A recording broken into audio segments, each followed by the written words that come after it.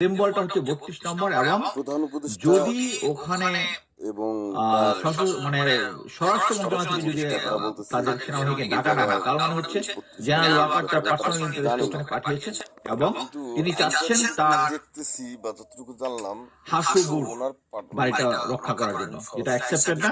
আমি মনে করি জুনিয়র অফিসাররা যারা ওখানে ডেপ্লয়েড আছেন তারা এটা মানবেন না এবং ওখানে অতি জরুরি এই যে সমস্ত হেভি ক্যাটারপিলার টাইপ মেশিনারি আছে, বুলডোজার, যেটা দিয়ে 32 নম্বরকে মাটির সাথে মিশিয়ে দেওয়া হবে। এবং আমরা দেখলাম জনগণ সেই একইভাবে প্রতিজ্ঞাবদ্ধ এবং তারা এখনো দলে দলে ওখানে যাচ্ছে। এখানে জনগণের সাথে কনফ্লিক্ট হওয়ার কোনো সুযোগ নাই সেনাবাহিনীর। আমি আশা করবো সেনাবাহিনী এই বুলডোজার ইতিমধ্যেই ছেড়ে দিয়েছে, যদি না দিয়ে থাকে ইতিমধ্যে যেন ছেড়ে দেয়। এবং সিনিয়র লিডারশিপকে বলবো জনগণের সাথে মুখোমুখি হওয়াটা উচিত হবে না, যেটা এই